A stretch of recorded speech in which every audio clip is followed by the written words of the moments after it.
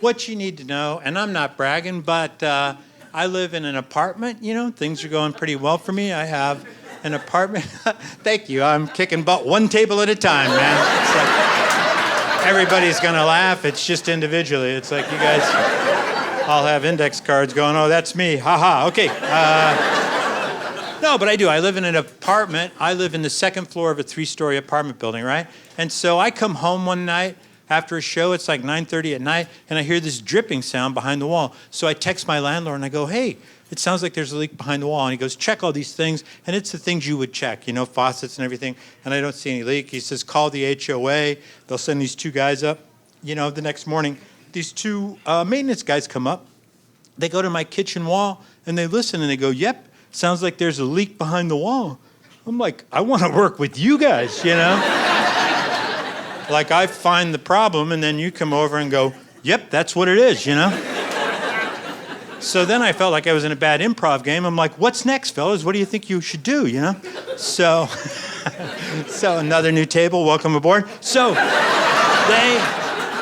they go up to the 3rd-story apartment and they're up there for like 20 minutes, and then the dripping sound stops, and so they come down and they say, what you were hearing was the bathtub faucet dripping into the bathtub basin in the apartment above you. So I played along at first. I'm like, all right. But then I started thinking about it, and it's like, if my hearing is that good that I can hear a tub dripping in, faucet thing, shouldn't I be hearing all kinds of other stuff up there?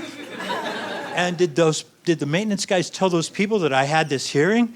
And they're like freaked out now and not moving. They're like, don't move, that guy has weird eyes, but he hears like a bat, So the dripping sound stopped for like, 2 weeks. And then I hear it, and my landlord calls, and he goes, hey, the apartment below you is taking on water from your apartment. I go, that's weird. Do you think it had anything to do with that leak sound I reported a couple weeks ago? So, I go, I can't believe I'm the one troubleshooting this, but although I have worked with pipes, so. So then what they do is they send up one maintenance guy named Troy, and the guy who owns the apartment below me is named George, right? And they're doing all these tests. Like Troy puts on the bathtub for like 5 minutes, and they're talking on their phones. Any leaks? Nope, no leaks, So then Troy puts on the shower, and I'm like, hey, Troy, I'm no plumber, but I would be willing to bet $100 if the tub's not leaking, the bathtub's gonna be good too, So I won $100 from Troy that day. That was cool. So they do all these tests. They can't figure it out. And so now George comes up into my bathroom. It's George, Troy, and me.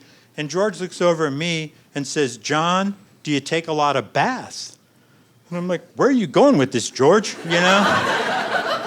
So, but his theory is that I was taking baths and filling up the tub so much that it was overflowing in the overflow valve into the apartment below. And the reason that I tell this big, long story is this, you guys. When I came up here tonight, I'm sure you guys made a judgment about me. I get it. I'm in public all the time. I ride the bus or whatever. I see people. I make judgments too. But I would be willing to bet that $100 that I won from Troy that not one person here tonight said to themselves, when I walked up on this stage, I'll bet that guy takes a lot of baths,